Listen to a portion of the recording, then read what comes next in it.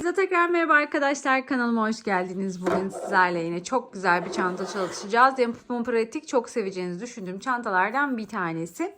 Malzemelerimize bakalım, sonra çantamızı yapmaya başlayalım. Kağıt ip hazırladım. Açık saman rengi olarak geçiyor benim kullandığım kağıt ip. Yaklaşık 300 gram kağıt ip hazırladım. 300 gramın tamamını kullanacağız arkadaşlar. 3,5 milimlik tığ kullanacağım ve tutma için de şöyle metal askım var arkadaşlar. Omuzda değil de elle tutmalı bir çanta yapacağım. O yüzden de bu şekilde bir tutma aparatı kullanacağım.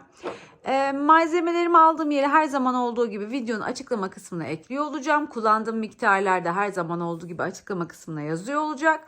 Onun haricinde kanalıma abone olup videolarımı beğenmeyi ihmal etmeyin. Beğenileriniz son derece önemli. Instagram sayfam kanalımla aynı isimde Aysha Hobi, yine Instagram sayfa ismim. Oradan benimle iletişime geçebilir, takibi alabilir. İstediğiniz, kanalımda görmek istediğiniz modelleri oradan bana iletebilirsiniz arkadaşlar. Şimdi çantamızın yapımına başlayalım. Şimdi çantamızı örmeye başlayalım. Sık iğnelerden oluşan kolay bir model. Büyük dikdörtgen bir parça öreceğiz dediğim gibi, ama ben size anlatıyorken çok fazla videomuz uzamasın diye küçük bir parça üzerinden anlatacağım. Ama tabii kaç zincir çekmeniz gerektiğini söyleyeceğim. Çünkü daha sonra çantanın kalan kısımlarını ben de o büyük parçayı öreceğim. Onun üzerinden devam ettireceğiz. Şimdi toplamda 83 tane zincir çekmenizi istiyorum. 83 zincirimizi çekiyoruz. Ben dediğim gibi hemen çekmeye başlıyorum. İlk çektiğim zincir bakın düğüm niteliğindedir. Bunu saymıyorum. Bunun üzerine 83 zincir çekiyorsunuz arkadaşlar. Ben dediğim gibi tarif amaçlı, video çok uzamasın diye küçük bir zincir çekeceğim. 83 zincirimizi çektikten sonra ilk zincirimizi örmeden atlıyoruz ve zincirlerimizin direkt içine batmıyoruz. Arkadaki şu çıkıntılara batacağız. Bunu neden yapıyorduk? İçine batarsak eğer şurada bir boşluk görüntüsü oluyor. Biz o boşluk görüntüsünü istemiyoruz. O yüzden zincirimizi çeviriyoruz. İlk zinciri örmeden atlıyoruz ve biz zincirlerin şu arkadaki gördüğünüz tam ortasına denk gelen çıkıntılarına batacağız. Hemen ikinci zincirin çıkıntısına batıyorum ve sık iğne yapıyorum. Şimdi 83 zincir çektik ya, ilkini örmeden atladık, 82 zincir kaldı. Yani 82 tane sık iğnemiz olması gerekiyor. Dikkat etmemiz gereken nokta, her sırada sık iğne sayımız 82 olmalı arkadaşlar. Bakın size gösterdiğim gibi şu ortadaki ilmeklere batıyorum ters çevirdiğimde zincirimi. Her zincire bir tane sık iğne yapıyorum.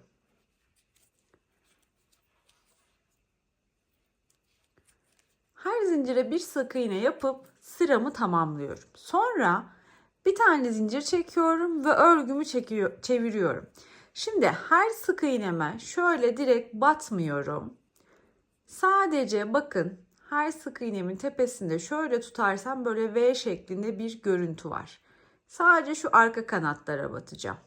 Bakın bu benim çektiğim bir tane zincir. Bunu sık iğne zannedip batmıyorum. Sık iğnelerin arka kanatlarına batıyorum ve yine sık iğne yapıyorum.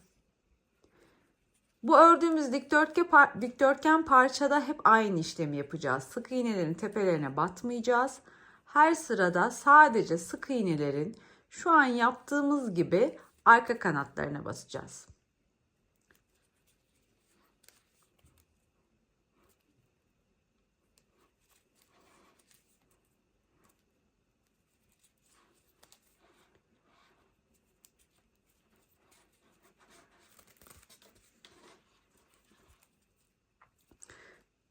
Her sık iğnenin, elimle de düzelteyim. Her sık iğnenin arka kanadına battım ve sırayı tamamladım. Bir tane zincir çekeceğim. Örgüyü çevireceğim. Ve yine ilk sık iğnemin sadece arka kanadına batıp sık iğne. Sonrakilerinin hepsinde aynı işlem. Sadece sık iğnelerimin arka kanatlarına batıp sık iğne yapacağım. Bunu çantanın genişliği ne kadar olsun istiyorsam o kadar devam ettireceğim arkadaşlar. Bu ördüğümüz dikdörtgen parça hem çantamızın gövde kısmını hem de taban kısmını oluşturuyor. O yüzden büyükçe bir parça. Bakın yine her sık iğnenin arka kanadına battım ve sık iğne yaptım. Bir zincir çektim, çevirdim. Bir sonraki sırada aynı işlem. Her sık iğnenin arka kanadına batarak sık iğne. Bu işlemi sürekli tekrar ederek 82 tane sık iğnemi öreceğim ve daha sonra diğer işlemleri yapacağım. Ben şimdi 82 zincirimi çekeyim, öreyim. Daha sonra size kaç sıra örmüşüm, ölçüleri ne olmuş onu göstereyim. Sonra kalan kısımlarını yine onun üzerinden devam ettirelim. Evet arkadaşlar, ben ördüm parçamı. Bakın hazır şu anda. Şimdi önce sıra sayısına bakalım. Kaç sıra örmüşüm? Bakın şurası 1 sıra, şurası 2 sıra. Yani şu çıkıntılar, şurada zaten bakın çizgi çizgi görünüyor. Şuralar 2'şer sıra. 2, 4, 6, 8, 10, 12, 14, 16, 18, 20, 22, 24, 26, 28, 30, 32, 34, 36, 38, 40, 42, 44, 46 ve 48 sıra örmüşüm. 48 sıra ördüğümde ölçülerimiz ne oldu ona bakalım. Hemen alıyorum mezuramı. Şöyle ölçüsüne bakalım. Şimdi önce bakın bu kısım bizim 83 tane zincir çektiğimiz kısım. 83 zincir çektiğimizde 53 santimlik bir ölçümüz oluyor. Dikdörtgen parçanın uzun kenarı 53 santim. Şöyle kısa kenarı, yani bizim gövdemizde genişliğini oluşturacak kısımsa bakın şöyle göstereyim, tam 28 santim. Şimdi bu parçayı ördüm ve ipimi kestim. Dikdörtgen parçam hazır. Bu parça dediğim gibi hem gövde olacak. Şöyle yapacağız. Yanlarına yan duvarlar öreceğiz. Altı taban, yanlarda gövdeleri oluşturacak. Şimdi yan duvarlarını, yani körük dediğimiz kısımlarını nasıl yapacağız? Onu da yine sık iğne yapacağız ama bu şekilde yapmadım. Ben düz sık iğne olarak yaptım. Şimdi onu göstereyim size. Şimdi dikdörtgen parçamızı ördükten sonra dediğim gibi yan duvarları yapıyoruz. Yan duvarlara sade bir sık iğne yapacağız. Şimdi bizim 82 tane sık iğnemiz var burada. Bu 82 sık iğnenin dediğim gibi taban ve yan ön parçalar oluşturması gerekiyor. Ben şöyle ayırdım. Taban için 12 sık iğne ayırdım. 35 ve 35 olacak şekilde de ön ve arka parçayı oluştursun dedim. Yani bu ne anlama geliyor? Benim toplamda 13 tane zincir çekmem gerekiyor. Hemen 13 tane zincirimi çekiyorum. İlk çektiğim zincirin düğüm niteliğindedir. Sonraki zincirlerimde de sıkı sıkı çekmiyorum. 3, 4, 5, 6, 7, 8, 9, 10, 11, 12, 13. 13 zincir çektim. İlk zinciri ne yapıyordum? Örmeden atlıyordum ve zincirlerime batarken arkadaki çıkıntılara, şu ortasına denk gelen yerlere batıyordum. 12 tane zincirim kaldı. Her birine birer tane sık iğne yapıyorum. Toplamda 12 tane sık iğnem olacak. Bu 12 sık iğneyi yan duvar olarak 2 parça şeklinde öreceğim. Bu benim ilk parçam. Her bir parçam 12 sık iğneden oluşacak ve 30 sıra öreceğim arkadaşlar. Bu benim ilk sıram.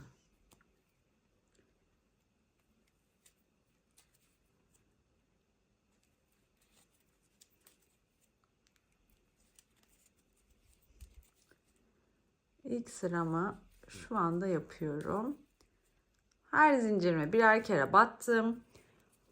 12 tane sık iğnem oldu. Evet. Daha sonra bir tane zincir çektim. Döndüm. Her sık iğneye de birer kere battım. 12 sık iğneyi burada bakın arka kanada basmıyorum. Sık iğnelerin tamamına batıyorum. Normal sık iğne yapıyorum.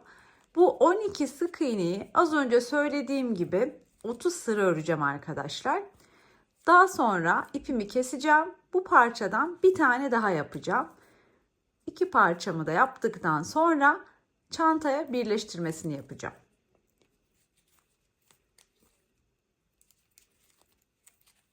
Her zaman bir tane zincirle dönüyorum. Şimdi parçalarımızı örelim, sonra devam edelim. Arkadaşlar, parçalarımı ördüm. 12 sık iğneyi 30 sıra ördüm ve 2 parçam oldu. Şimdi parçanın da ölçüsüne bakalım. Bakın, en olarak ölçtüğümde 9 santim. Şöyle yükseklik olarak ölçtüğümde ise 20 santim. Şimdi bu parçayı çantaya birleştirelim. Dilerseniz bu sırada ütüleme yapabilirsiniz arkadaşlar. Ben en son bittikten sonra ütüleyeceğim çantayı. Hemen dikdörtgen parçamı alıyorum. Parçanın şöyle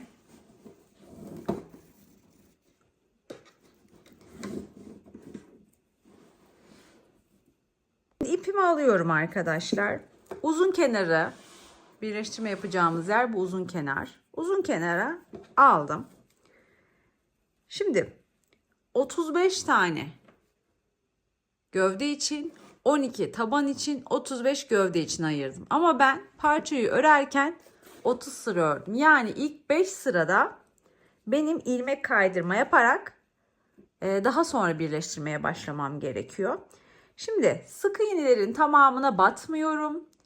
Yine arka kanatlarına batarak ilmek kaydırma yapacağım. Hemen ipi alıyorum.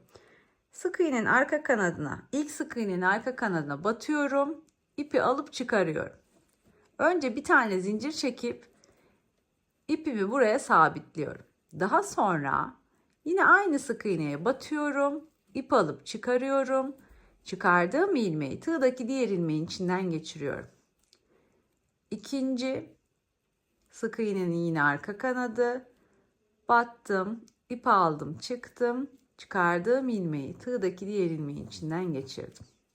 Üçüncü sık iğnenin arka kanadı. Battım, ip alıp çıkardım. Çıkardığım ilmeği tığdaki diğer ilmeğin içinden geçirdim.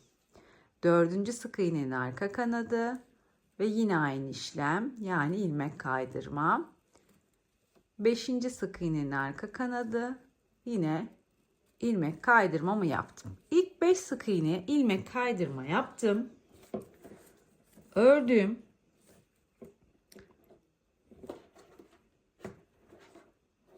Parçayı aldım. Parçanın başladığım kısmına bakıyorum. Bakın, ön yüzü bu. İlk başladığım sıra sık iğnelerde bana düz gelen kısım.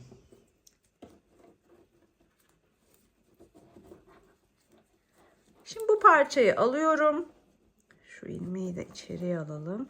İpi o içeride kalsın. Evet.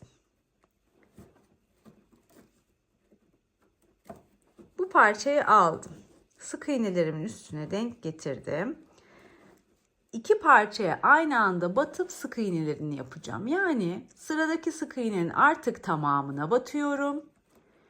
Alttaki parçanın ilk sırasının tamamına batıyorum ve sık iğne yapıyorum. Bir sonraki sıra karşıda da kontrollü ilerliyorum ki yanlış yerlere batmayayım. Onda da bir sonraki sıra ve sık iğne. Burada sürekli kontrol ederek ilerleyelim ki şu parçayı ipe takalım. Aynı sıraya 2 kere batmayalım ya da sıra atlamayalım. Bakın, bir sonraki sıranın tamamı. Diğer parçamda da bakın, ilk sıraya batmışım, ikinci sıraya batmışım, üçüncü sıranın tamamı. Tekrar sökmeyeyim, düzgün olsun diye mutlaka kontrol ederek ilerliyorum. Siz de aynı şekilde kontrol ederek ilerleyin. 2 parçayı üst üste denk getiriyoruz ve üst üste denk gelecek şekilde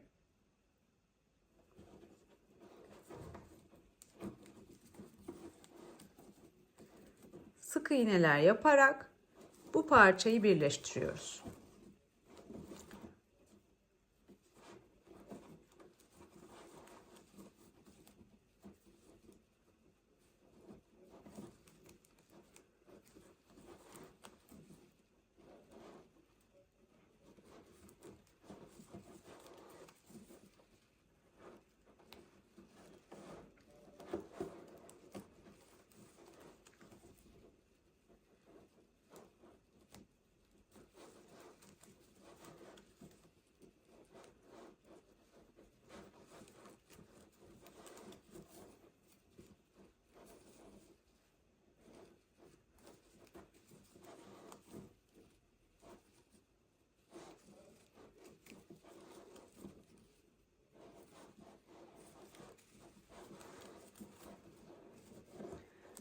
Bakın bu şekilde. Şimdi sona kadar birleştirelim.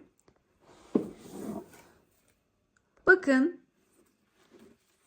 parçanın uzun kenarının sonuna kadar geldim. Şimdi aynı işlemlere devam ediyorum. Sonraki sıraya battım sık iğneye. Burada da şimdi şöyle indik. Artık böyle batacağız. Hemen bakın şöyle göstermeye çalışayım. İlk kısa kenardaki ilk sık iğne battım ve sık iğnemi yaptım. Sonraki bunda da yine aynı şekilde bir sonraki. Şurada ipim toparlanmış, onu düzelteyim hemen.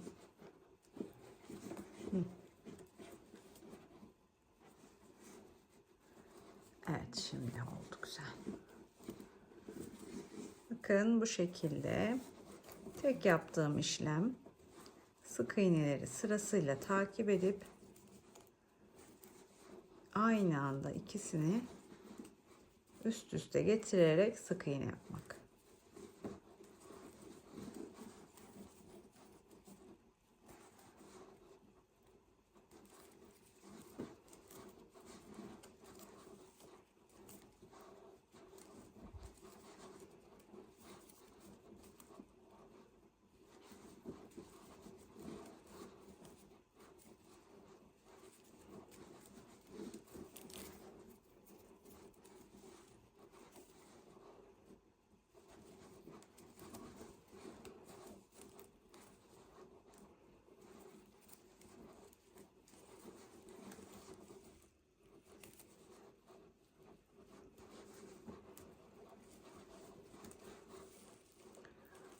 Bakın burada da yine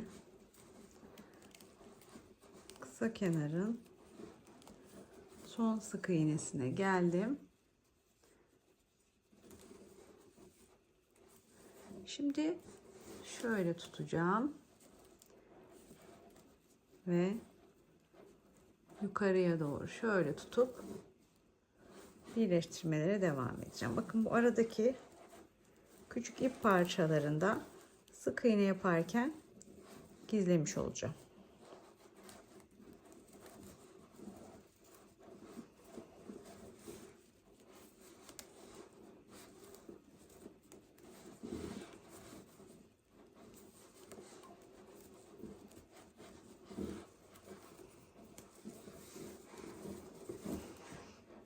Bakın böyle geldik, devam ettik. Şimdi de şöyle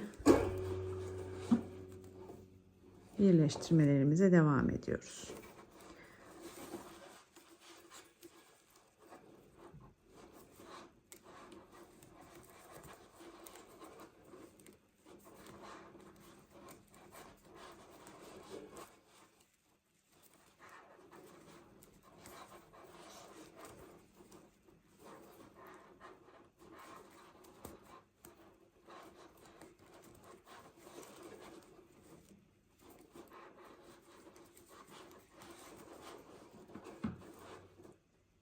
Bakın burada da sona kadar birleştirdim ve bitirdim. Şimdi bu tarafta 5 sık iğneye ilmek kaydırmayla inmiştik.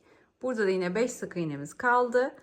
Yine arka kanatlarına batarak ilmek kaydırma yapıyoruz. Bir sonrakinin de arka kanadına batarak ilmek kaydırma. Nasıl yapıyorduk ilmek kaydırmayı? Arka kanada batıyorduk, ip alıp çıkarıyorduk. Çıkardığımız ilmeği tığdaki diğer ilmeğin içinden geçiriyorduk. Üçüncüyü de yaptım. Bu dördüncü. Bu da beşinci. Burada tamam. Şimdi bir tane zincir çekip burada ipimi keseceğim. Kestim. Bakın bu taraf birleşti. Aynı şekilde diğer tarafı da birleştireceğim. Diğer tarafı birleştirirken yine aynı işlemler. Yani 5 sık iğnenin arka kanadına batarak ilmek kaydırmayla aşağı ineceğim. Ve daha sonra şuradan tabii başlayacağım. Evet.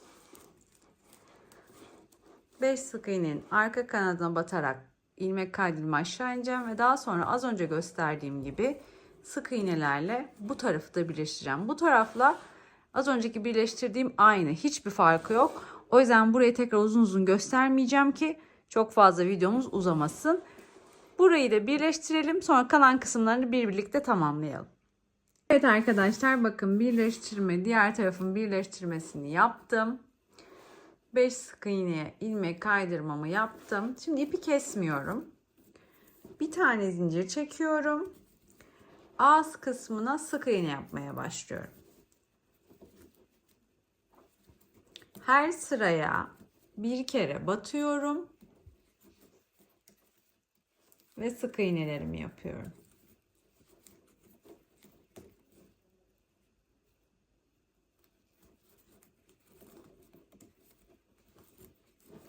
Bir sıra çantanın tamamını sık iğne yapacağım ağız kısımlarına. Daha sonra da askılarını yapacağım.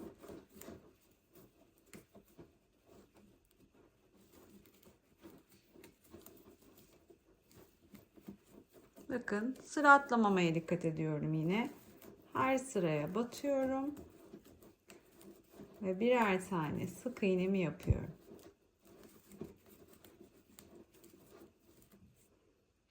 Evet, bakın buradan başlamıştık. Sona kadar sık iğneleri yaptım, geldim. Şimdi aşağıya doğru ineceğim. Yine bakın tamamına batıyorum ve sık iğne yapıyorum. Burada 5 tane ilmek kaydırma yaptığımız yer vardı.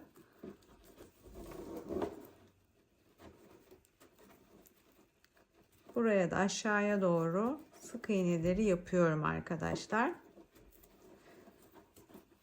Daha sonra bakın 5 tane sık iğne bitti. Şuraya batmıyorum. Burası benim birleştirmeden dolayı oluşan kısmım. Sık iğne tepelerine batmam gerekiyor ve ben sık iğne tepelerine batarak her birine yine birer tane sık iğne yapıp diğer kısma geliyorum.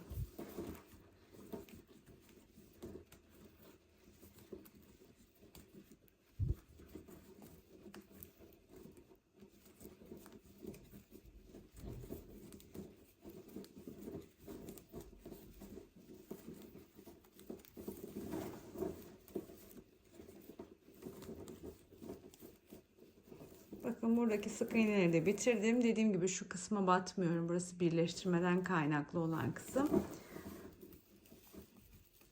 Şimdi buradaki 5 tane ilmek kaydırma kısmına geldim. Yine tamamına her birinin batıyorum. Bakın şu küçük parça ipi de şöyle tutuyorum. Hatta ilkine de batarken onu da arada alayım. Onu da örgünün içine gizlemiş olalım.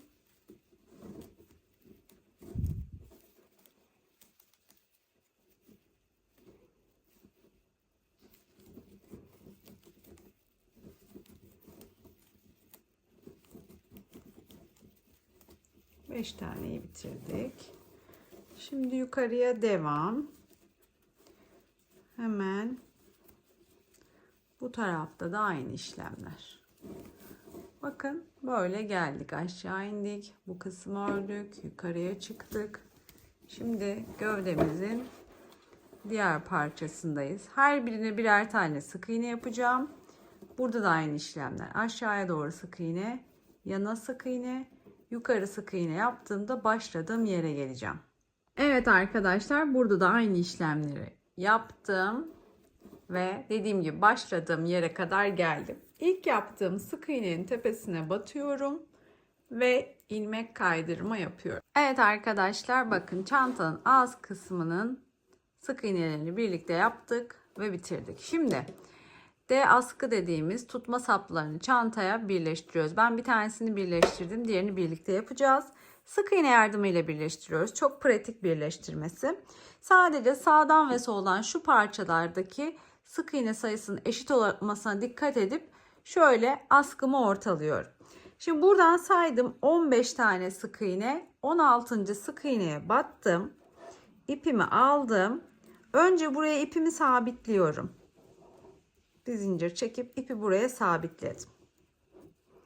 Daha sonra aynı yere battım. Aynı sık iğneye. Şöyle tutuyorum. Aynı sık iğneye battım. Metal tutma sapımı da aldım. Ve sık iğne yapmaya başladım. Şimdi alttan sık iğneye batıyorum. Metal aparatımda bakın tığımın altında. İp alıp çıkarıyorum battığım yerden.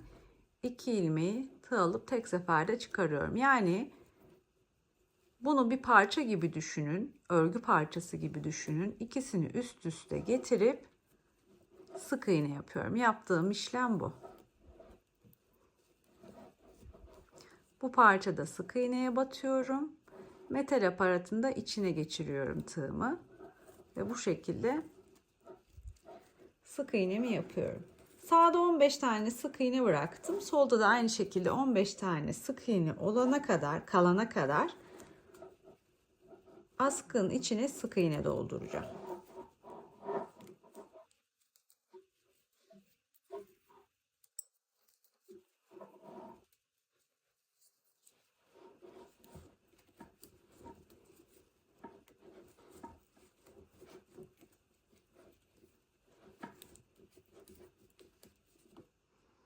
Burada da 15 tane sık iğne kalana kadar aparatın içine sık iğneleri yaptım. Şimdi artık ipi kesiyorum.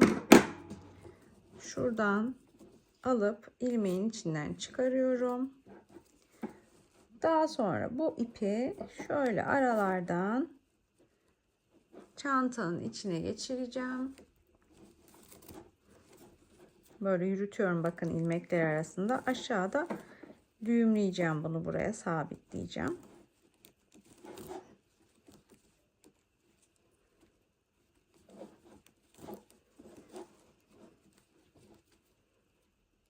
Evet, bakın burada.